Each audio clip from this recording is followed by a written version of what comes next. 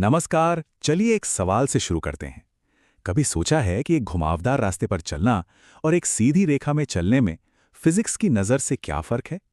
आज हम इसी उलझन को सुलझाने वाले हैं। तो आज का अपना मुद्दा यही है, दूरी और विस्थापन। इनमें असल में फर्क क्या है? चलिए इस कंफ्यूजन को हमेशा के लिए खत्म करते हैं। इस फर्क को समझने के लिए ना एक बहुत ही सिंपल सी कहानी लेते हैं। मान लीजिए हम एक सफर पर निकल रहे हैं। तो यहाँ देखिए, कल्पना कीजिए कि कोई ऑब्जेक्ट है जो पॉइंट ए से चलना शुरू करता है और वो सीधा सीधा नहीं जाता, बल्कि इस घुमावदार रास्ते से होता हुआ पॉइंट एफ पर जाके रुकता है। अब सवाल ये है कि इस पूरे सफर को नापेंगे कैसे?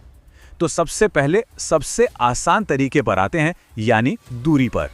तो दूरी का सीधा सा मतलब है असल में कितना लंबा रास्ता तय किया गया। हर एक कदम, हर एक मोड़, सब कुछ इसमें गिना जाएगा।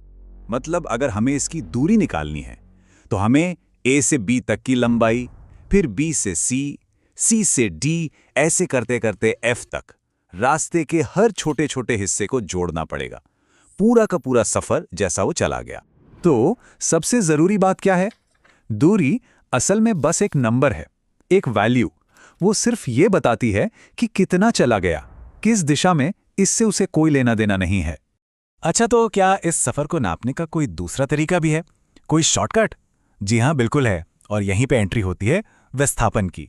देखिए, विस्थापन को ना इन घुमावदार रास्तों से कोई मतलब नहीं है।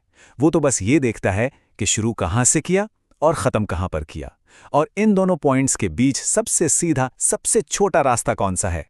हाँ, तो जैसा मैंने कहा, विस्थापन को इस बात से बिल्कुल फर्क नहीं पड़ता कि रास्ता कितना लंबा या घुमावदार था।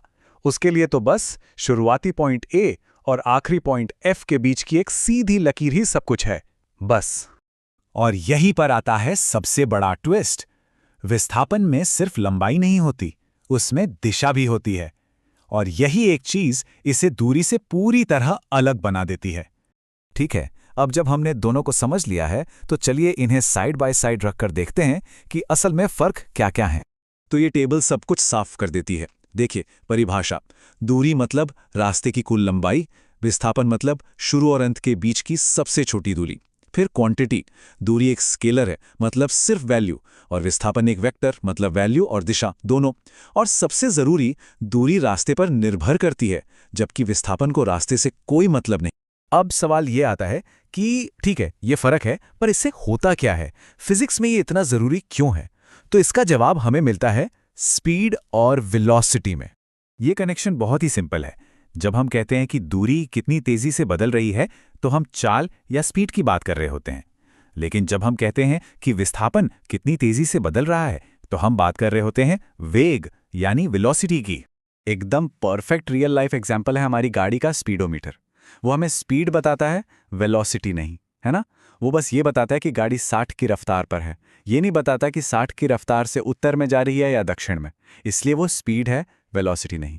तो अगर इस पूरे डिस्कशन को एक लाइन में समेटना हो, तो बस इतना याद रखिए: दूरी वो रास्ता है जिस पर हम चले, और विस्थापन ये है कि हम अपनी शुरुआती जगह से पहुंचे कहाँ।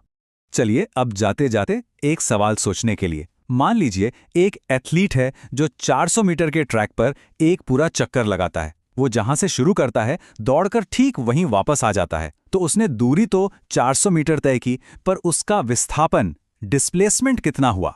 जरा सोच।